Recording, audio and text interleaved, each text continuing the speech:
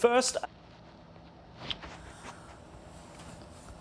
Welcome back to Rooster Crowing TV, y'all. It's been a minute, but we back. You heard me. Alright, man, before this video start, man, keep in mind it costs $0 and 0 cents to hit that subscribe button right now. And not even be fair and price smash and do the same thing if you hit that like button right now. You feel me? I got a 15-minute time limit on this one, so I'm gonna just go ahead and speed through it. I came through this news clip, right? This is from Sky News Australia.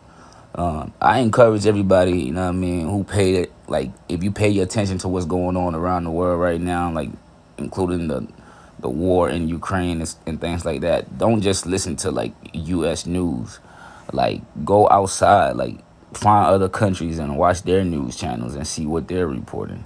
But I like Sky News because they, from the outside looking in, they accurately critique our media and things like that to me. But this clip right here I came across, it's about him talking about Joy Reid. I mean, this man even went as far as to calling her an idiot, and y'all will hear that, right? But I think there are some misunderstandings, and I'm just going to point it out as the video goes. Listen to this shit. Classic example of the leftist-dominated American media's hypocrisy and opportunism. Watch this clip from MSNBC's Joy Reid, who claims the media's focus on the Ukrainian conflict is racist. Okay, let's face it. The world is paying attention because this is happening in Europe. If this was happening anywhere else, would we see the same outpouring of support and compassion? Well, we don't need to ask ourselves if the international response would be the same if Russia unleashed their horror on a country that wasn't white and largely Christian. Because Russia has already done it in Syria. This is a teachable moment for us in the media. We aren't afraid to call out our own industry. There is a lot of soul searching that we need to do in Western media about why some wars and lives seem... So, from what I got, from what she said, if that was a black country, even though she didn't say it in those words, and she used, I guess, Syria as an example, Morning Blunt, nah, man. But she's pretty much saying, man, if that was a black country that was going through that stuff, the media wouldn't care about it as much, and they wouldn't cover it as much.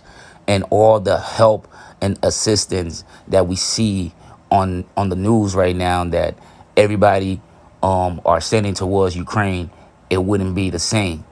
I mean, also keep in mind what's going on here.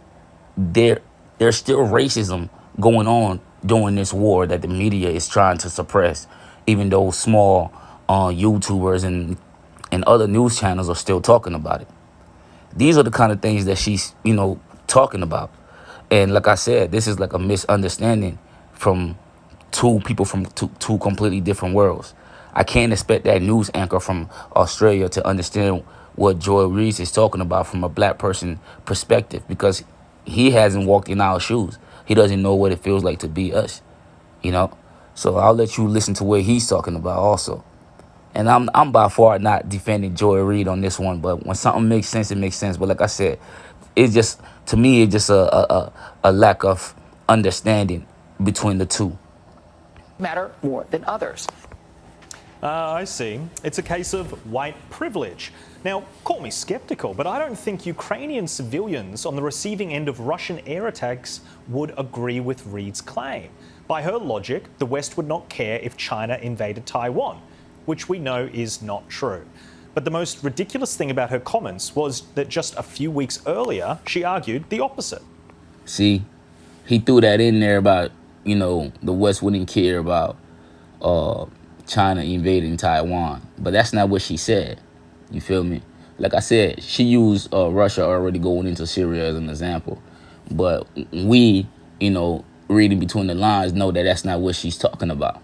That's not what she's talking about. And anybody who follows the news knows that we don't know if the West is going to, get involved. I don't believe they're going to get involved if China was to go and take Taiwan. I don't believe they'll get involved, but I believe that we'll do the same thing we're doing now, and is sending support, in weapons and things like that. But to actually have man on ground, I don't believe that. You get what I'm saying? But let's go. what used to be sort of collective Western values, but apparently now not for, a huge chunk of Republicans and their media people. Can you explain for those who do not understand why American media, why we are covering this, and why we must care about what happens to Ukraine? We are undoing what came, and I can't even emphasize this enough, what came from the Second World War, what Americans died and fought for in the Second World War. If we allow Putin to just waltz into the Ukraine and seize territory, what's next? I mean, clearly his eye is not just on Donbass. It's not just on the Ukraine. As we saw in his speech today, he wants to rally. Look, I'm going to say America, we're just playing our role as the world leaders. So we have to show that support. We have to show that we are really for democracy. You feel me? We really, really have to show that. And that's why we're showing all this support and everything else on the news, like you see all over the media. I mean, how can you be a world leader and for democracy if you can't, show support or sympathy to a war that's going on, to a country that's being, evaded? Oh man, come on. Invaded. Sorry, cold Some sort chopped of lips. Soviet, rising from the ashes here, and it's not going to be just Ukraine. And frankly, it's not just going to be Russia. We're talking about China looking at Taiwan. I mean, this is upsetting the whole entire world order. So to clarify, if you're not interested in defending Ukraine, you must be an evil Republican who couldn't care less if the entire world order collapses. But if you now care about defending Ukraine, you're a racist. Can this get any sillier? Commentator Joe Concha summed it up best. This is the same person, by the way, who called Supreme Court Justice Clarence Thomas Uncle Tom on the air. The same person who said Florida Governor Ron DeSantis is rooting for COVID deaths of children in his state. This is the same person who said that white supremacists elected Glenn Youngkin and Winsome Sears, who at last check is black, in Virginia, a state that Joe Biden won by double digits. I could go on, but, we got finite time here. So it's no surprise while women and children and innocent people across Ukraine are being systematically targeted and murdered by an insidious Vladimir Putin and his forces, Joy Reid makes it about the media being racist, which I guess includes NBC News, since they've been covering the war pretty heavily, just like everybody else. It really is sickening stuff. Imagine being a Ukrainian refugee watching news stories about a hospital filled with pregnant women being blown up by Russia. And this idiot, Joy Reid, wants you to turn your horror into a political point-scoring exercise. But she will suffer no... Ooh. But in the same light, he's not seeing, like I said, he's not seeing the women and children, in Ukraine, of African descent that are being mistreated. Either that or, but, bro, that's crazy. This man called this lady an idiot on national TV. I guess anything goes, man. You know what I mean? Anything goes. But like I said, to me, it's like a lot of misunderstanding between two people from different, places in life, And some people are going to turn like a blind eye to certain situations because they don't want to acknowledge it. You know what I mean? It happens. You feel me? But I'm going to let this play a little bit more, man, and just, end the video. Rear impact for her ridiculous comments because the left protects the left. They only cancel conservatives, remember? And this is not an isolated incident. MSNBC and Joy Reid have formed when it comes to stoking racial hatred for political gain. Remember when the brutal and tragic murder of the US woman Gabby Petito occurred by her boyfriend? Well, to Reid, that was nothing more than an evil media being stricken with what she called missing white syndrome. No family should ever have to endure that kind of pain, and the Petito family certainly deserves answers and justice. But the way this story has captivated the nation has many wondering, why not the same media attention when people of color go missing?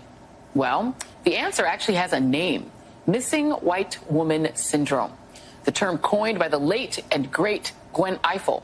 to describe the media and public fascination with missing white women like Lacey Peterson or Natalie Holloway, while ignoring cases involving missing people of color. If you water down the significance of a woman being murdered just because of the colour of her skin, you are the racist. If you find yourself... See, he ignored the part where she quoted her source, you know, Gwen Ifill and all that. And once again, we all know what she's saying. People from, if you're black or if you're African, we know what she's talking about.